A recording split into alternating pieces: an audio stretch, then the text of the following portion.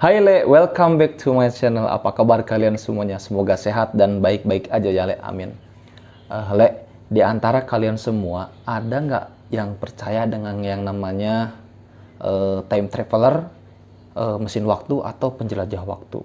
Jujur, gua sendiri sih nggak percaya dengan yang namanya penjelajah waktu itu. Tapi kali ini, Le, gua akan menceritakan sebuah kisah tentang seseorang yang melakukan perjalanan waktu dari tahun 1958 ke tahun 2006. Nih dia kisahnya. Jadi pada saat itu, tepatnya tanggal 23 April tahun 2006, di kota Kiev, negara Ukraina, ada dua orang polisi yang sedang berjalan di tengah kota. Jadi polisi ini sedang patroli nih, Le.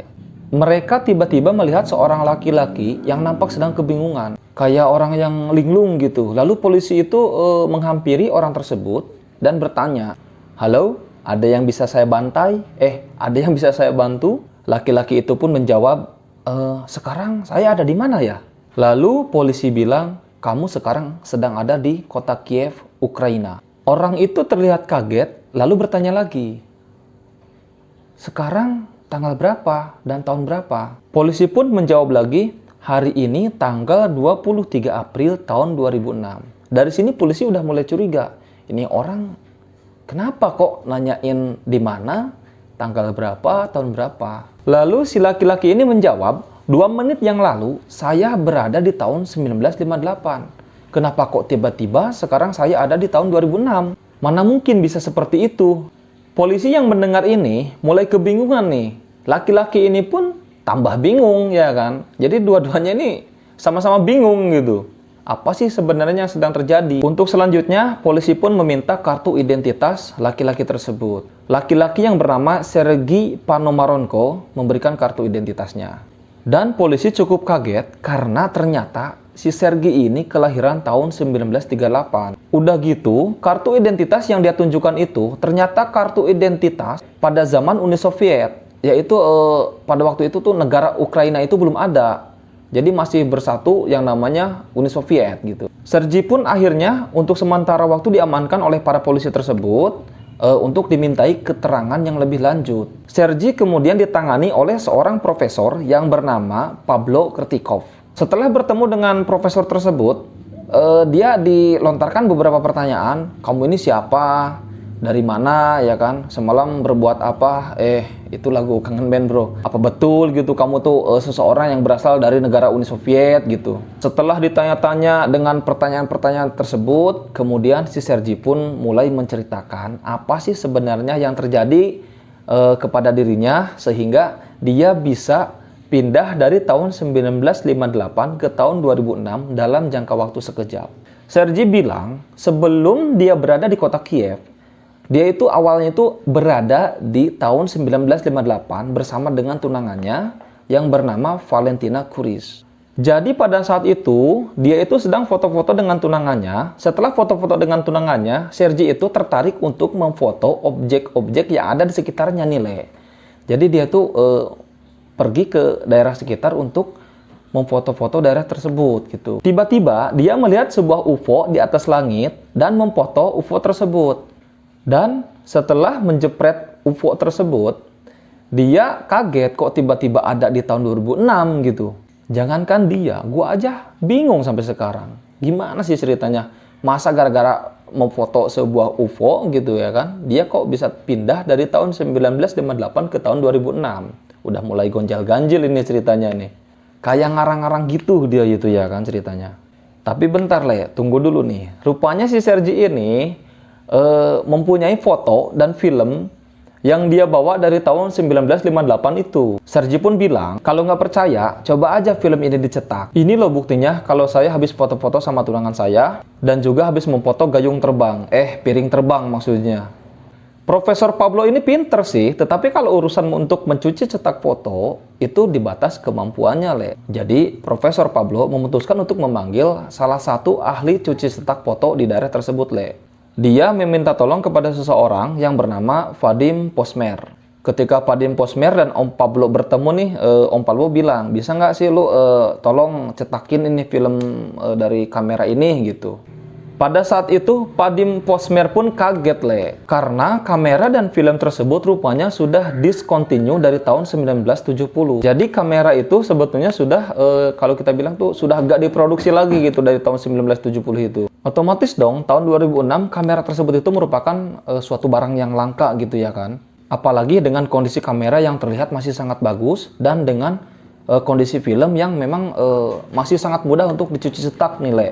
Setelah dicuci cetak oleh Vadim Posmer, jadi di foto itu terlihat sebuah gambar foto-foto Sergi dengan tunangannya dan juga foto UPO yang dibilang si Sergi tadi. Dan setelah foto itu ditunjukkan kepada Profesor Pablo ini mulai yakin ini kalau si Sergi ini bukan orang yang mengada-ngada atau orang yang mengalami gangguan kejiwaan gitu. Profesor Pablo yang mengetahui ini langsung mencari polisi untuk menyampaikan apa yang didapatkan selama melaksanakan penyelidikan nilai. Tapi tiba-tiba si Sergi yang seharusnya berada di ruang perawatan, dia menghilang begitu saja. Pada saat itu tepatnya tanggal 25 April tahun 2006. Jadi dalam waktu 2 hari, Sergi ini sudah menghilang lagi, Le. Kalau dilihat dari CCTV, Sergi ini masuk ke dalam sebuah ruangan, tetapi dia tidak pernah kembali dari ruangan tersebut. Polisi yang kebingungan akhirnya memutuskan untuk mencari tunangannya Sergi yang bernama Valentina Kuris. Setelah dicari-cari,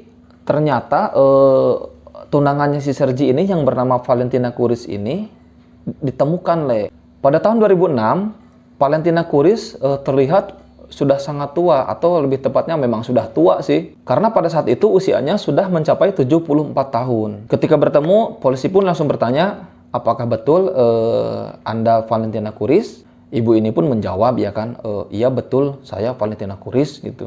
Polisi pun lanjut bertanya nih, apakah ibu mengenal dengan Sergi Panomarenko? Kemudian dia menjawab, iya saya kenal. Dia mantan tunangan saya yang tiba-tiba menghilang begitu saja pada saat itu. Polisi mulai curiga nih dan mulai terheran-heran ini, Le. Lalu polisi menunjukkan sebuah foto, apakah ini yang namanya Sergi Panomarenko gitu kan. Jadi yang diperlihatkan itu memang fotonya Sergi pada saat itu. Ya betul, dia adalah Sergi Panomarenko. Beberapa hari yang lalu kami bertemu dengan orang ini, dan orang ini terlihat persis seperti yang di foto ini. Valentina Kuris yang mendengar pernyataan polisi ini menjawab, dan tanpa diduga jawaban dari Valentina Kuris itu seperti ini nih. Oh, ternyata apa yang dikatakan Sergi itu bukan bohongan toh? Polisi mulai bingung nih dengan jawabannya Valentina Kuris ya kan?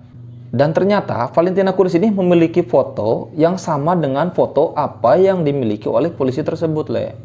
Selain itu, Valentina Kuris juga memiliki satu foto yang dirasa cukup aneh gitu. Dia memiliki sebuah foto yang dikasih oleh Sergi Panomarenko. Jadi Valentina Kuris itu bilang, ini loh foto yang dikirimkan oleh Sergi pada tahun 1970.